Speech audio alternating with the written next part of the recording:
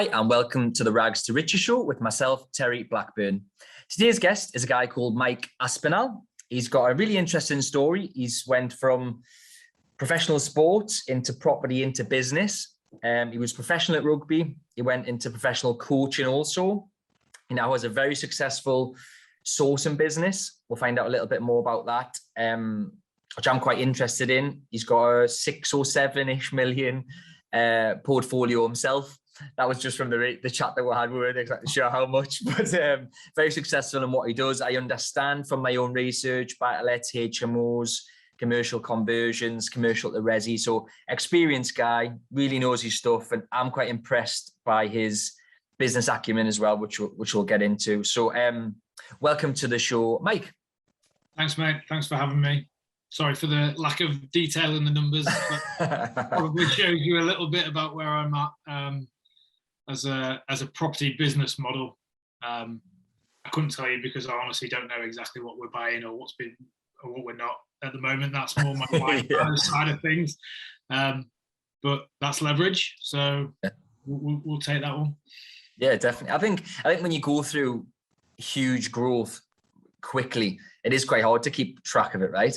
I'm a bit like that. I'll look at it at the end of the year typically, but I don't know day to day exactly what it's worth and what it's producing. I mean, are you in the same sort of boat there? Yeah, definitely. There was a time where I could tell you exactly how many houses I had, and where we were from a cash flow perspective, or where I was from a percentage, occupation, and I definitely couldn't tell you that for the last couple of years. And I sort of say it with tongue in cheek. I actually don't think it's a good thing, is it? Because that it'd be nice to have those reports and actually be accurate with that. But we have people looking after it. Hannah is more in charge of what we're buying, what we're not. I'll do the numbers on every deal on the back of the fag packet. I don't smoke, but quickly, yeah, look, that works. That hits what we're after. Are you happy with where it was, how it looks? Yes. Off you go, and then the rest of it's taken care of by the process, by the team. So there is a system to it, but I'm quite a vision, strategy, kind of holistic thinker, and so digging into the finer details all the time is it's not something that turns me on. It's not something that I feel the need to know. Yeah, that's interesting. I do kind of relate to that personally as well. I think it's when you're running other businesses and you're doing your own portfolio stuff, there's only so much you can do. And what I do like about, I listened to a presentation that Mike done on the Prosperity Zoom. I love the delegation element of Mike's business, which we'll get into a bit later on. But yeah, I'll just pull it back. So the normal process, or the normal way we run the show, is we talk about your career, Mike, so far, the start of it, how you got into property and business, the middle part, which is all the exciting part, the growth part, the big things that you've achieved, and then the current, which is what your attention is on right now and where you're going. So just a brief overview of those 3 parts, really, Mike. So the start, how did you first get into property and get into business, please? So getting into property was, what would it be? 31, I guess, 32. Hannah, my wife, and I had our first child, and really, I've said this plenty of times. At that stage, it certainly wasn't rags. We were comfortable. I was at that time a professional rugby coach, and Hannah was a medical sales representative. She made more money than I did, and we were comfortable. And it was having a child for me that, Honey, my eldest daughter, that created almost a dissatisfaction with what we had. And I don't necessarily mean that in terms of the car I was driving or the house that I was living in, but I had this creation, and I wanted everything for her, and I wanted the time and the freedom to spend with her as I saw fit. So that created a dissatisfaction for sort of where we were, and we went ahead kind of that mindset of looking for something else. You didn't plan that, did you? That was for the people watching. Yeah, that's the other one. Have you got? Sorry, mate. You got 2, right? Yeah, two. Two kids, yeah, same as me. Yeah, That's yeah. Bodie. He's 4 and he's ill off his second day of school, which has been great. Yeah. We've been scheduling over the last 48 hours. Mate, can you just go see Grumpy for a sec? We need a screwdriver. Go. I love that. I know the feeling. I'm in the office today. Normally, that's normally what happens to me. The kids run in, but never mind. Sorry. So yeah, and so we came across a free property 2-hour thing, and first one to the back of the room, and first one to the back of the room in the other seminar, and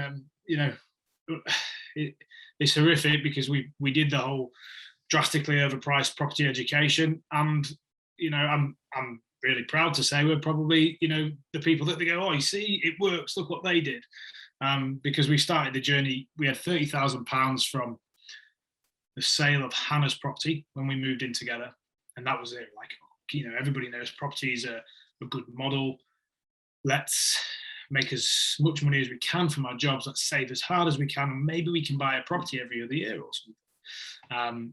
And then the education is the education. We spent £25,000 of that £30,000 capital that we had on education, and the rest is history. Now, people still say to me, and I love this, was it worth it? Like, and there's something that there's a theme for us, and we're skipping, but we've always invested and backed ourselves. So we've invested in ourselves and backed ourselves to make it worthwhile. Was the education worth 25 grand? We made it worth hundreds of thousands of pounds, and continue to invest in ourselves. I've just come from a mastermind this morning, where we paid some money to be in a room, and I know there's people in that room that know certain things that I don't know, and will continue to make those investments worthwhile. And that's something that I think Hannah and I have done well, is invested in ourselves and put ourselves on the line. We know when it comes sort of time to back ourselves and make those investments worth it, whether that be property or education of people, then you're backing on yourself. Yeah, definitely. I think there's a couple of things I'd like to talk about on there. First of all, how long ago was this? How long have you been in property? So from that course to now? So that's about 6.5 years. 6.5 years. That's even more impressive when you find out a bit more about Mike's portfolio and what he's achieved and the business behind it. 6 years is quite a short period of time in relation to what you've achieved. So that's quite impressive. Fair play to you. So that was the start. Sorry. So, and also, I'd just like to talk about as well, I think the fact that you just said you're still going to a mastermind is something that people can hopefully take from this and learn from, is regardless of your level and where you're at, there's always somebody more than you, who knows more than you, who is doing more than you. You've just said there's people in the room who know more. And I think that's a mindset thing, right? I think some people might think 6-7 million quid portfolio, I've made it now, I'm the man. But you're not thinking like that, which seems to be a common trait in professionals. Yeah, I think with property, that's complete naivety, isn't it, to think you know it all? Because I don't think there is anybody who's reached that stature at all. I was just on holiday with a guy who's multi-millionaire developing in Jersey, who's a mate, my Hannah's friends, and he's a mate who's, I don't know, his rent rolls, I think, sort of 5 million a year. Wow. Net cash flow. And so the wonderful thing about property is we're all in our own little universes, whether we're buying our second buy-to-let or whether we're developing or whatever. We're all, we spend time in those brackets, but you've only got to sort of lift your head up and have a little look around to feel humbled and feel kind of like you're nothing. And there's something I quite like about that, because funnily enough, one of the conversations this morning was around stretching, which I think is really important for me. For me, happiness is about stretching, not physically, but mentally, and feeling like we're progressing, but also gratitude, and trying to sort of marry the two together and continue to on that journey going forward. Hannah and I are people, probably Hannah a little bit more than me, who need activity, purpose, and stretching, if you will, growth to feel happiness.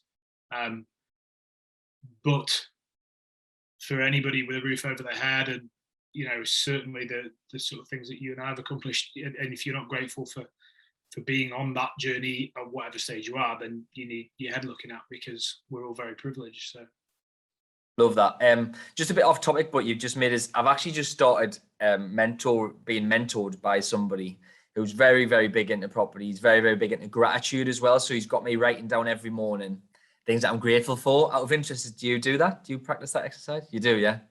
Yeah. How long have you done that for? Years. Oh, really? Yeah, maybe 3. Oh, wow. Little inconsistent, especially on holidays. As Yeah. You've got to give yourself some time off it. Yeah, you think you'd be more grateful on holiday, right? But holiday with 2 kids, as I'm sure you know, is pretty hectic. Yeah, it's not relaxing, that's for sure. Not a huge amount of routine to fall back on for habits. But yeah, it's massive to me. And my parents were teachers. We grew up in a nice area of Leeds, in a very standard semi-detached property, and we didn't want for anything as such, but we certainly didn't have the best of everything, and in an area where the best of everything was quite easy to see. And so yeah, I'm like, gratitude for me is a piece of being grounded for me, who I am as a person, and that shouldn't prevent me from making millions and millions and millions. But I have a very clear, I've said this on another sort of podcast somewhere, that I have a very, very clear picture of me in 5 years' time, and I have several mentors. All my mentors in business are younger than me, more successful than me financially, and they spend all their time on it. And I have an unbelievable amount of respect for them. But success to me, because I'm 38 years old, I've got 2 children, I'm an ex-athlete, is health, wealth, love, and happiness. And so if I was to pour all of myself into our businesses and our investments, I'd make more money, but I wouldn't be happy. And I'm completely aware of that on a values-based level right back at the beginning. So staying connected to being grateful for where I am, stretching myself to where I want to be in all of those sectors, and segmenting time to push myself in those areas is happiness to me. I also think it's probably the only game I'm never going to win, because yeah. There's no outcome there, there's no goal, there's no end product. But yeah, it works for me. I'm happy with that. It works for me. Yeah, definitely. And happiness means different things to different people, doesn't it? Like you rightly say. And I think that's really powerful what you said. I've personally got mates, I'm sure you do too, where they've thrown themselves so much into work that's neglected and damaged their family life, their friendships, relationships, just for the gain of wealth. When in reality, if you've got loads of money but you've got no one to spend it with or on, it doesn't really matter anyway, does it? I think that's really powerful what you said there. Completely agree. I don't want to sort of come across with sort of 7-8 minutes into the interview. I don't want to come across that I'm not financially driven. Like, one of our goals this year is making net £1 million from the businesses. Forget property. Like, we're money orientated, but that's the success. That's the league table, right? Like, I'm not in rugby anymore. I don't get to win or lose. I get to make money or not. That's winning the league and the cup, isn't it? Yeah, definitely. I agree with that also. I think for some reason, especially in this country, I don't think America's the same, but this country, money's a bit of a taboo subject, isn't it? You're like frowned upon if you say you're chasing this much or you earn this much. It's frowned upon, isn't it? When in reality, there's nothing wrong with it, because you can do a lot of good with money. And absolutely. We also fall into this bracket of like, you can't have it all. And then that is probably the one thing that just motivates me so much. I was a father when I started property and business, and I always said, like, I don't want to be the multimillionaire who missed his kids' upbringing, even though he says ushering Bodhi out of the room. But that stuck with me, and I needed to stay true to that all the way along. But don't get me wrong, I'm the best dad that I have the capacity to be, and I challenge myself on it. But we're going to do as well as we can do out of property and business as well. For me, that's why I say it's the game that you'll never win, because I do want it all. You know, let's be clear about it. I want it all. Love, health, wealth, happiness. I want to maximize. I want to live in abundance of all those things. And chasing that for me creates a life that I'm happy with. Yeah, progression is happiness. Yeah. Oh, we went deep early, mate. I know. Yeah, I didn't know where that came from, but powerful, man. Powerful. I love that. I could talk about this all day, to be fair. Thank you for that. But I think a lot of people would have hopefully learned something there. And maybe a little light bulb moment went off, and actually the maybe thought, you know what, you can't. You know, they might have just learned something. So I thank you for sharing that. I think again, it's a good topic for sure. But if we pull it back to your story, so we've talked about how we got into property, we've done the course, obviously. From there to now, 6.5 years is quite a difference, I think, in where you are financially in business and in property. So give us just some of the highlights within that middle sort of section, if you can, please.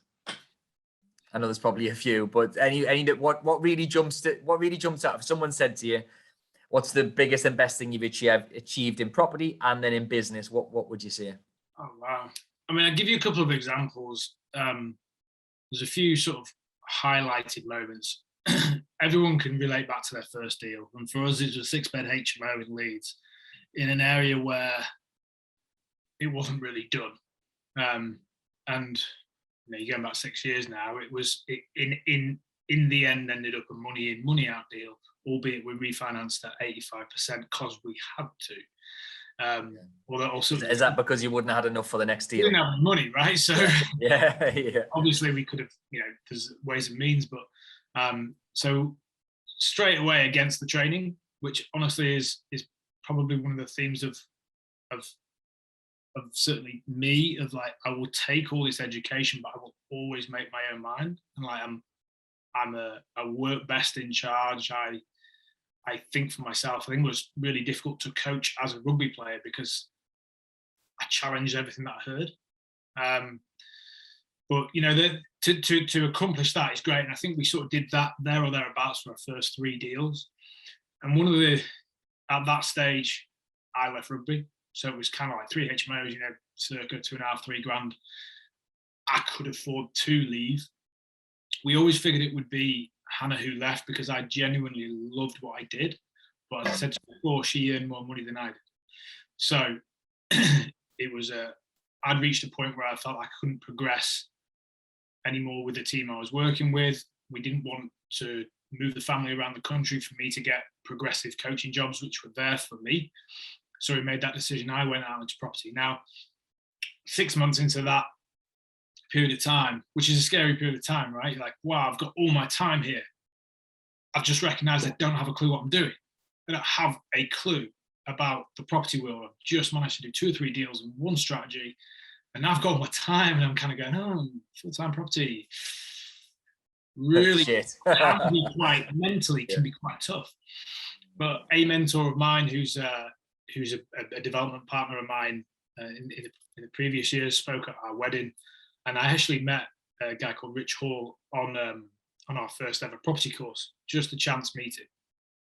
Lovely bloke, and being a kind of unofficial mentor of mine and business partner. And he said, Mike, this is amazing.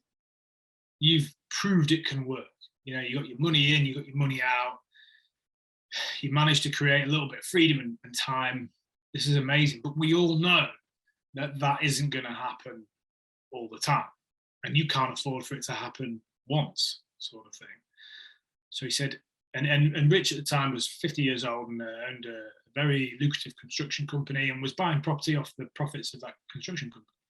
So he was a different model completely. And he said, okay, so how are you now going to make money to invest that money to create that cash flow and create that wealth and equity and everything that we know and love about wealth generation? And I was just like, wow, simple question, but just left me with it. And within 3 months, the MPP group idea was formulated in my head as I saw, what can I do? What do I know? And I was full-time in the property market. I was finding more opportunity than we could buy. We didn't have any capital. So it was there, started to source deals. Then the questions of yeah, we'll have that deal. Can you refurbish it for me, furnish it for me, etc., etc., etc. And so there's a natural evolution of a business model there was created. And like most entrepreneurial journeys, you started off by doing everything yourself. A business partner in the construction company, which we've since parted ways.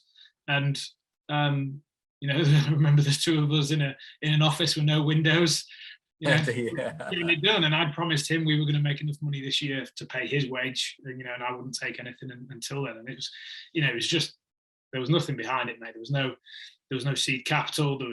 It was a wing and a prayer, and you know, again, you're backing yourself. Fair play, love that. And you know, rags to riches doesn't necessarily mean, you know, homeless to millionaire or drug addict to millionaire. It doesn't mean it. You give me rags, you can go from, it's just going from nothing to something, which is what I've really done there. And even now, I mean, what does MPP? I know you mentioned the target there of what you want to net this year. How many deals do you source on an average month at MPP? Just to give the listeners an idea of scale and volume, what would you do on an average month? Yeah, I think over the last 12, well, when we get back to June, I think over 12 months from June to June, we were averaging sort of 15 to 20 deals a month, probably more towards the 20. In the last 2 or 3 months, obviously, I'm sure everybody in the market out there is going, geez, how do you find any deals? Well, I think we're probably doing about 8 or 9 over the last 3 months, and it's quite tough. But you know, we had a little off-air chat about systems and processes. We're actually using that period of time to slow down, to sort of put better processes, personnel systems in place, because we fundamentally, I believe, overtraded a little bit last year. We were so successful with what we did that actually delivering all those properties for people was tough work, especially where we are with the construction industry at the moment. So yeah. And just getting the deals through, and then, like you rightly say, getting them refurbed is another part of this. It's obviously finding them.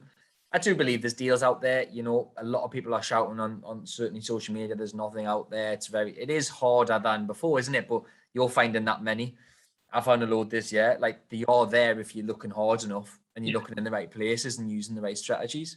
But yeah, different part of that is the conveyancing is probably, I don't know how you're finding it. I'm finding it 3 to 4 months, isn't it? It's horrific. Then builders, construction, not only materials, but timekeeping and getting the trades, that's a different ball game as well. So yeah, that's quite impressive. So tell us a little bit about, well, before we go on to your personal stuff, let's just focus on MPP for a sec.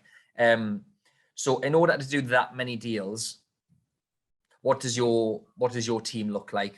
You know, there must be a good back end team, you know, there must be a team behind you. There must be systems, processes, you know, must be well structured. Tell us a little bit about that. What does that look like? Yeah, so I think first off, it's probably unbelievably, we certainly, as entrepreneurs, and I'm a very entrepreneurial guy, and by that I mean I'm super keen to create a vision and start, and then I'm kind of like, oh, this is great. Somebody want to do something with this, because this isn't my bag. We paid the price for that a little bit. With that comes some more self-awareness of, you know, where you're good and where you're not. But it's grown organically over time, to the point I think probably mentioned when I was talking with Prosperity that we put an MD in place. You know, so I'm no longer in charge of the day-to-day running of that business, because fundamentally I was in the way of that.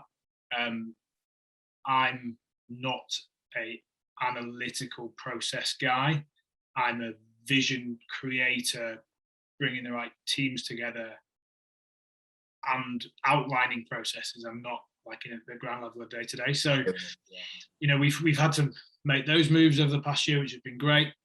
The infrastructure now in that office kind of looks like 3 salespeople. By sales, it's a mix of selling to clients and finding properties.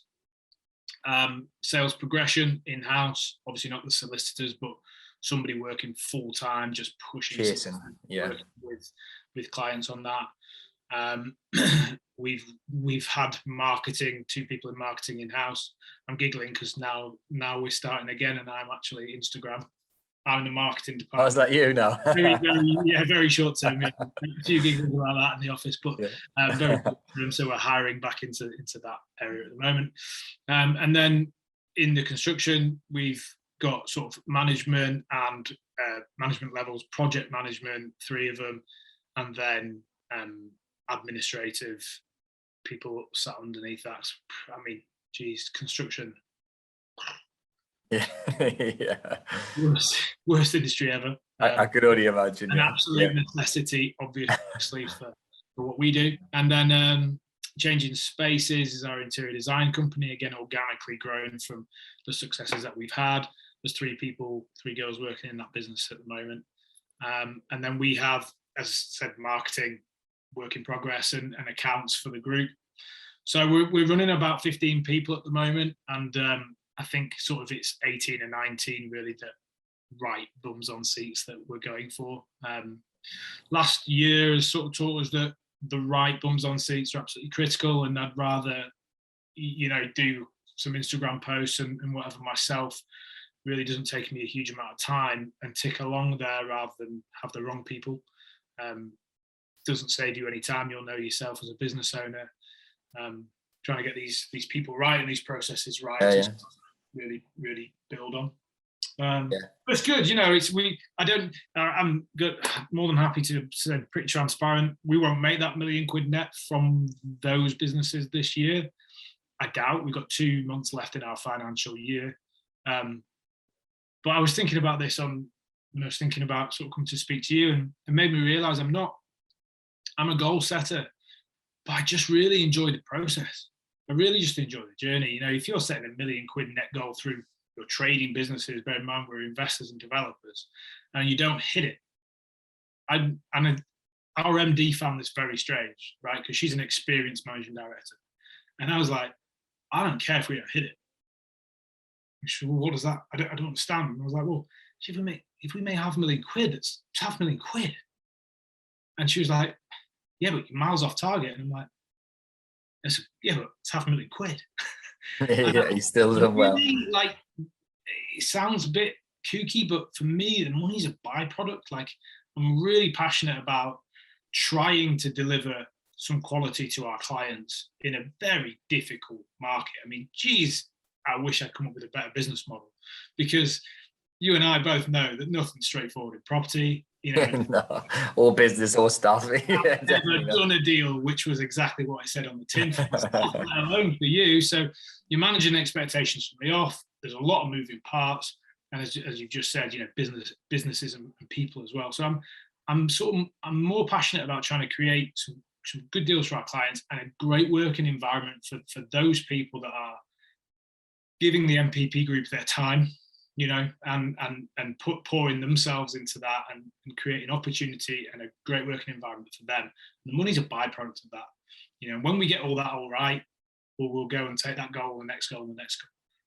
And for me, it's, as I said to you, it's the scoreboard, And so we'll see where we come to. We won't be a million miles away, but we will see where we come to on the scoreboard, and it'll just be great. This was fun. What did we get right? Where are we moving on to?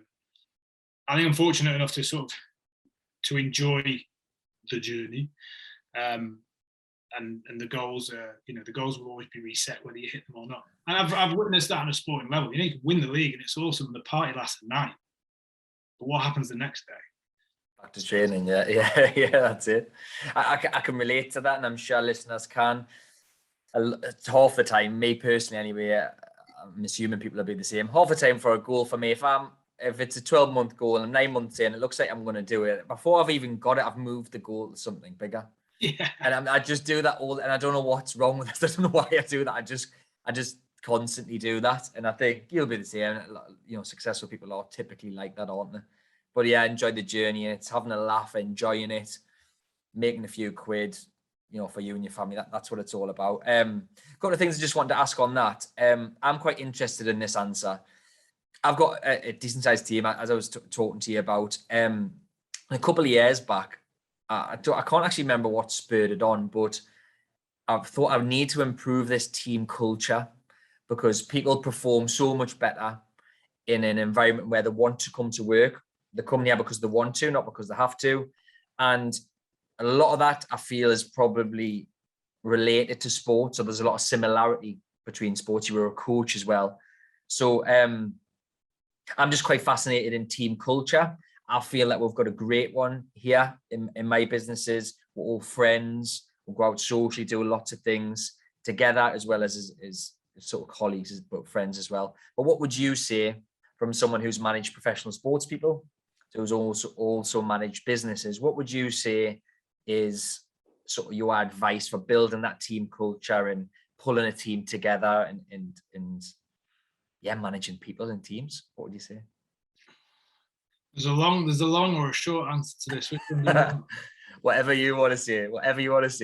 Whatever you think is the best answer. Do you want to let me share a screen for 2 seconds? Yeah, we're recording the audio on podcast, but if you want to share it for the visual, absolutely. Oh yeah, no, of course. So we're on podcast. So we're recording the video as well, but we'll go with a slight short answer. The only reason I said that is because I had a meeting 2 weeks ago on the Monday morning with the team, and I showed them a bit of what sort of building the foundations of a high performing culture, which was something, this for me was probably one of my strongest suits as a professional rugby coach or a director of rugby. And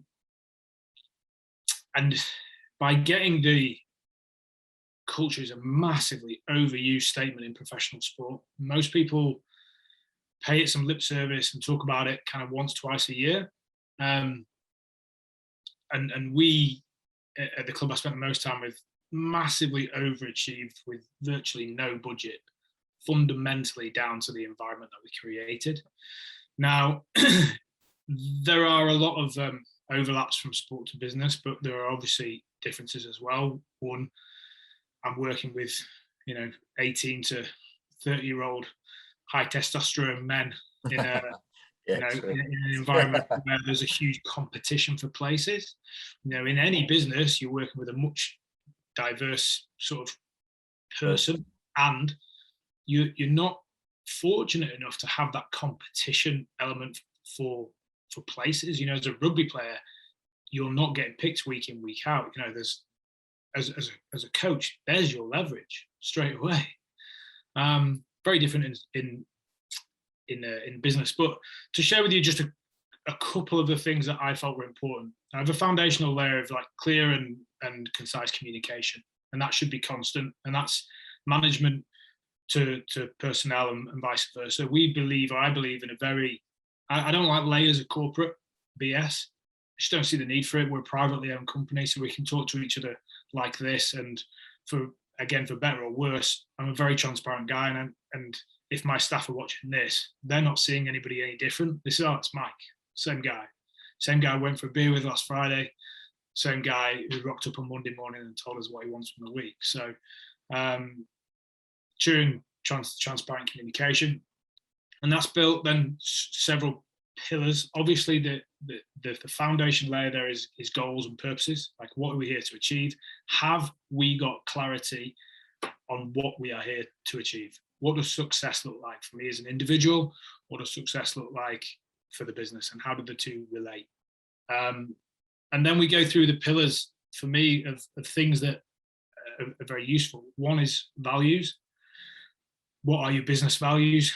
Do they connect with you as an individual? If they don't, are you the right person for that? And I think obviously your business is bigger than mine from a personnel point of view, and that probably becomes more and more difficult. The other is rituals. So, what rituals do we have as a group of people that we will habitually do that make us, from a Monday morning meeting where we're setting out the tasks for the week to going for a beer on a Thursday night, or whatever that is. Like, what are the rituals that create your environment? The other things are bits like education. For me, if you want the right people in those right bums on seats, how are you helping them grow? I am a big believer, and I've been quite critical of myself for some of the time that the MPP group's been live, of not investing enough in people, despite the fact that I'm a coach as a person and I kind of want to do that. Obviously, there's only so many hours in the day. but education should be a part of that. And then you kind of connection for me is another one. And this is one of the things that by the time I finished rugby, it wasn't connection, it was love. And I once did this presentation to the sports psychology master's students at Leeds Beckett University, and they could not get their heads around the fact that this rugby playing guy, who probably looked more beaten up at the time than he does now, was talking about love. But I was like, guys, what else is there? You know, if I toned it down for MPP because you know, it's more of a corporate environment, and so it was connection. But if you're not feeling connected to the people that you work with and the company you're working for, and take that as deep as you can, you're not going to produce your best work. That is actually sounds kooky, but it's really easy on a rugby level, right? Because you know, it's like the army. It's a brotherhood. It's people that you're depending on, and so you know, I have a huge amount of love for the people that I played with and coached with, and that'll never change. Now, if you can create that sort of environment, there's nothing you can't do. So it's not, there is no quick answer there, but but no, that's a really great answer. I love that. The biggest thing that I would throw back at absolutely anybody is like consistency. You don't get a good culture by thinking about it once a year. You get it by rituals, business habits, continued connections, you know, and it's an everyday thing, and it's giving value to the little things. It's also not a business owner's responsibility. It's an ownership of the team from everybody, and everybody buying into trying to invest in themselves and their environment. So yeah, something that honestly I could go on about all day. No, that's fascinating from someone who's, you know, coached at the top level in rugby. To say a lot of those things, I love, you know, communication, clarity, education, you know, honesty, all them things. I think you bang on, and I try to do my best in those areas. Running a large team, I think it's so important. And like what you just said at the end resonated as well with me. I think some people think I'll just have a Christmas do and I'll buy the lads some beers, and you know, that'll pull them all together. Good team culture. It's not a one-time thing. It's a constant thing. Right bums on seats. I like that you said also, because I've found that you might find that with the marketing people, hence why they're not there. I've certainly had the wrong people in certain positions multiple times over the years, for sure. But sometimes those certain people can be cancerous. They can spread the negativity and damage different parts of the business, can't they? I think right bums on seats is a simple concept, but it's a very important concept. Not a simple solution, as you well know, you know, with the amount of interviews. Well, yeah, recruitment's hard, man. Yeah. Especially in this market. Yeah, I mean, are you finding that like we can't get people applying? I'm like, what is going on? Like, I don't understand it. Yeah, we could go into the economy. Yeah, for a long time, but it's definitely not what we all thought it would be. And the entitlement that I'm finding out there when people are looking for jobs is kind of, well, one might assume it will change in the coming sort of 3 to 6 months, but at the moment, people only kind of want a job if it absolutely suits them to a T. Yeah. Let's move on from that subject, because we could have a little rant about that. Love that. So we talked about some of the big things that you've done. So you mentioned one of your goals. What is your attention on right now? Is there any strategy in particular, or is there anything that you're really, really focusing on at the moment in terms of your business life or your property life? What is it you're sort of focusing on right now? Multiple things, and I think a relatively short attention span, so it bodes well for me to have lots of different plates spinning. But from a business point of view, really sort of still trying to get the team to understand that we're slowing down, and it's kind of slowing down to go faster in the future. There are so many opportunities out there for us. I'm saying no to quite a lot, because I just want to embed the right people and the right processes so that we don't under-deliver. It's something that I'm super keen on at the moment. So I'm working with Sean, our MD, several times a week on that big vision of who do we need, how do we need it, and those processes. We'll be bringing in somebody next month just purely to work on processes and tech. So we're sort of, we'll trade, we'll probably, we'll do 10 deals this month and we'll tick along, and that's a profitable business, don't get me wrong. But my time in the MPP group at the moment is spent on making sure that process and structure is there, because also that's the only thing that allows me to drift further and further away from it and it be successful. So that's it from a business point of view. From investing wise, I sort of split it for myself, like trading businesses, developing and investing. From an investing side of things, I don't really think we're buying famous last words at the moment. We are coming out the back of maybe 5 or 6 sort of properties in refurb and refinance, and almost just a little bit of a cycle. I think we pretty much hit our targets for this year from a cash flow point of view, or bought enough property to do that. So in the last sort of 5 months of the year, I would foresee that just being refurb, refinance, and just sort of collect ourselves again.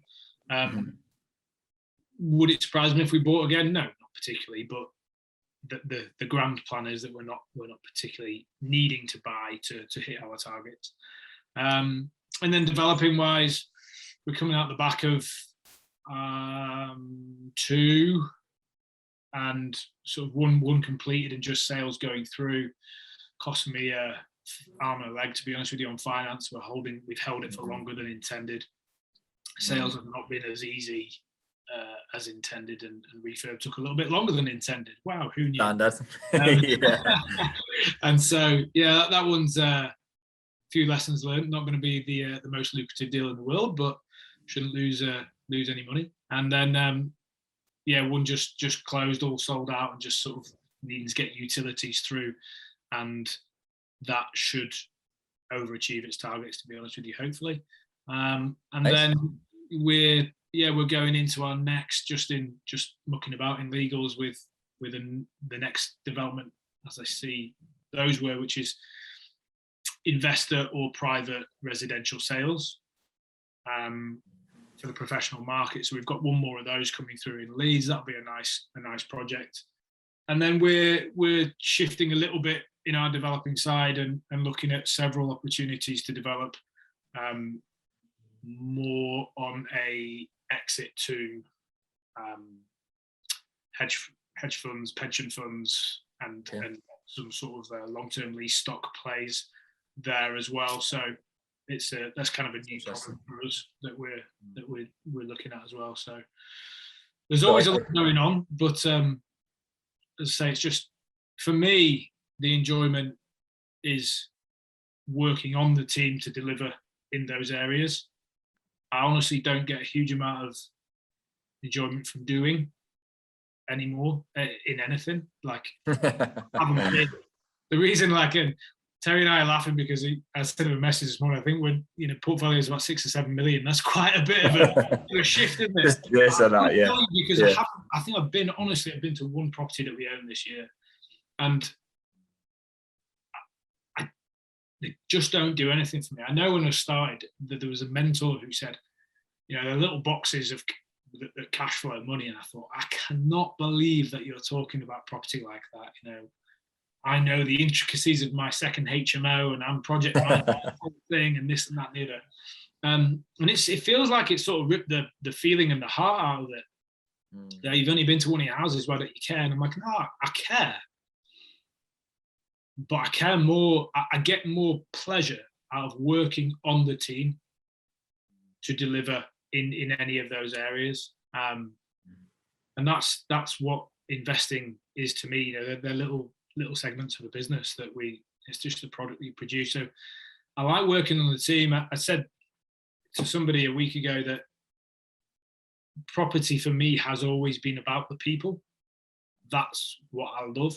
I love working with people. I genuinely care for people. I think, at nature, have I progressed a huge amount? I'm still a coach here. That was literally what I was just about to say. Do you think that's from your coaching days? But it absolutely is. Yeah, absolutely is. And I'm okay with that. And I think, again, I believe in covering your blind spots of, recruiting an MD, because I'm not the right person for that. I have a huge amount of ability that helps her, and I become her mentor and her support and all the rest of it. But you know, I'm as much as I believe in growth and evolution, I think it's this stage of the journey, Terry, it's about what you enjoy, and I enjoy working on the people. If I go to a property, it's because I probably need some Instagram content. Because you're the marketer now, remember? Love that. And yeah, I can relate a lot of the stuff that you're saying, and something just sprung to mind about what I'm kind of hearing from you there is someone told me a phrase, I can't remember who it was now, but he said the definition of a business is a commercial and profitable enterprise that runs and grows without you, the director, founder, whatever you call yourself. You've done that. The MD getting in, that is MPP is grown, it's profitable. That's a proper business. If it's just Mike doing the viewings, doing the refit, that's not a business, is it? You've just created a job for yourself. No. And it sounds like you've done that really well. And what I'm picking up is this sport and coaching background is still there, and it's really important because it is about relationships, right? Business is relationships. It is. I think so. I think it's a huge amount to do with relationships, but also knowing your strengths and weaknesses is pivotal as a business owner, isn't it? You know, if I was to spend self-aware, like you said, self-aware is massive. Yeah. So you got to know where you are, and I think I'm self-aware enough to know where I'm strong. And so by employing an MD, you know, I care about the people, so it actually gives me more time to work on the people. You know, I only want to be in the office sort of 2 or 3 times a week. I don't work long days, and we'll touch on that in a minute. But I also want to have a great passion and skill set that I want to use to its full potential. And, you know, right bums on seats is for me too. You know, you don't want to get in the way of your own business because you started it and you're the founder. It's not what it's about. And I set those businesses up with that in mind. I never wanted, and again, I'll credit a mentor of mine, Rich Hall, with this. He was, you know, he was a businessman. He was a business owner. He understood the power of leverage. So, you know, exchanging time for money was something that needed to be done at the beginning of the entrepreneurial journey to create business, to then grow a system and leverage and everything else. And, you know, we've not finished there. Hannah's still more involved than I am, and I think she likes it that way. But there's still a lot of work to do to create that truly sort of passive, highly leveraged piece. And along that way, we'll find our line of where we want to sit. And I know that mine will be further back than Hannah's, just by kind of what you need out of life, what purpose you need. But just the one thing that I just sort of came across there, this I think is from the people that you and I will look up to, Terry, and I'm sure some of them are the same. You know, I've said to you before, every mentor of mine is younger than me, you know, makes a lot more money than me, and is, you know, more successful in business. But when I started this, I set those parameters for myself because I was clear about what success was to me in life, not in linear sort of fashion of business or investing. And I said to myself, I will be successful as I possibly can be within those parameters. And for a long time, those parameters were kind of like 10 till 3, for instance, and then I'll pick things up later on because I want to pick the kids up from school. And then, you know, I want to be as healthy as I can be or whatever in these parameters, but then they're only short parameters. I want to have as good a relationship as I can as working with your wife. Wow, that's literally impossible. But, you know, that's why I sort of call it, you know, I now set myself the only game that you'll never win, because, yeah, you know, when I like Nath Priestley is a guy that kind of look up to, you know, he's in Leeds, same as me, and guy's just an absolute machine. I will never develop on his scale, and I will never be as successful as him in that respect. And I absolutely take my hat off to him. I think he's an absolutely amazing guy in many respects.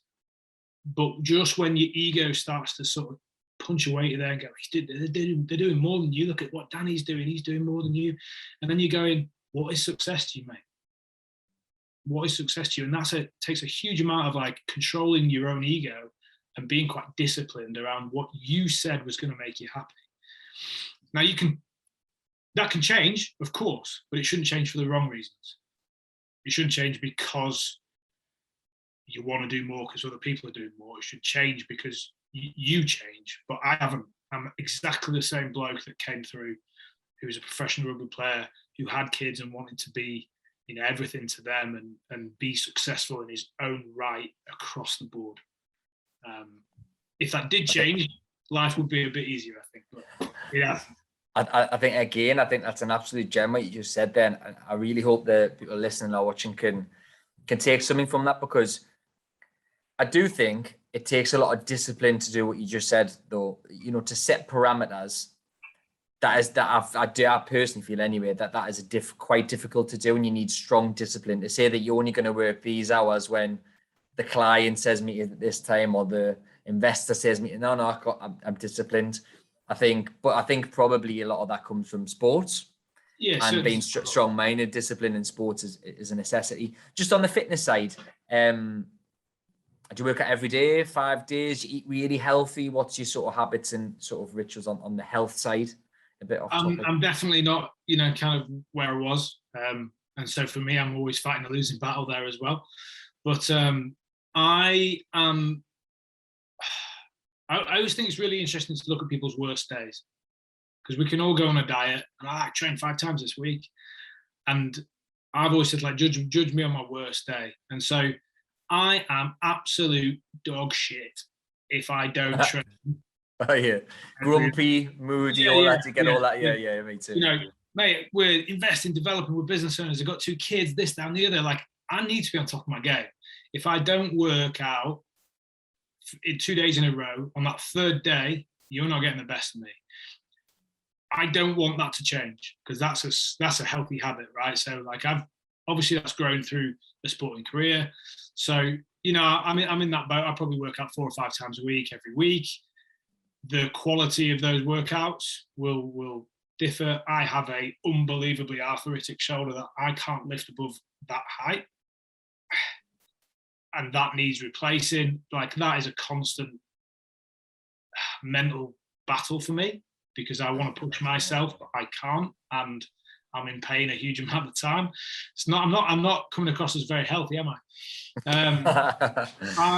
I've been disciplined. On my 18th birthday, I didn't go out because I was playing for England that week. So I've done those bits. So now when it's time to socialise, but my Monday to Friday is pretty on point, pretty strict.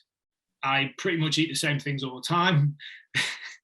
The people in our office chicken and rice and stuff like that, yeah. Yeah, no, some of the people in our office think that I'm like addicted to these Kavag yogurts, which are like 100. Oh, the Greek yogurts, the protein yogurt, yeah. 14 grams of protein and 98 calories, something stupid like that. So they're just like, "Do you eat anything else?" I'm like, I also put some blueberries in sometimes. Yeah, for a treat. But I'm not bothered for that. Like, I'm so busy from Monday to Friday that like food is fuel. So I'm kind of like, yeah, we'll do this for breakfast. I have a shake with me every day for lunch, and do boom, boom, boom, boom, boom. And it's just simplified. So that's not, it is a health thing, but it's also, it works for me. Wear the same clothes most days. I'm like, I'd take the choice out of it, hopefully it's efficiency, isn't it? It's efficiency. Yeah. Like, make it easy for yourself. Atomic Habits, great book, is, I'm sure.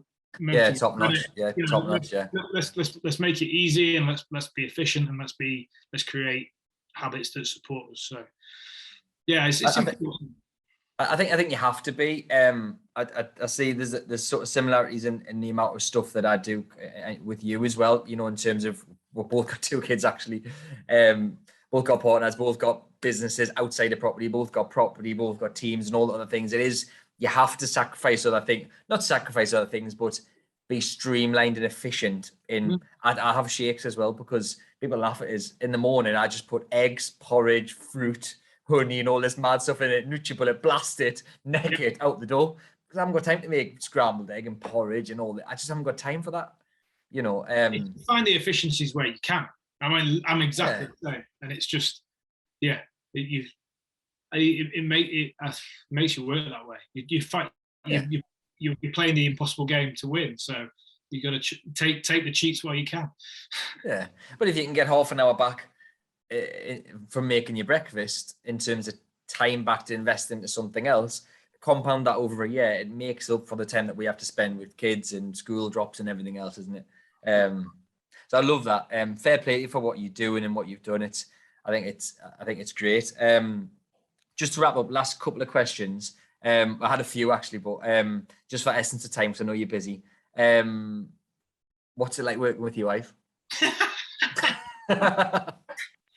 I wanted to just get that one in there. If you're on the podcast, you didn't see the way Terry asked that question, which was comedy gold.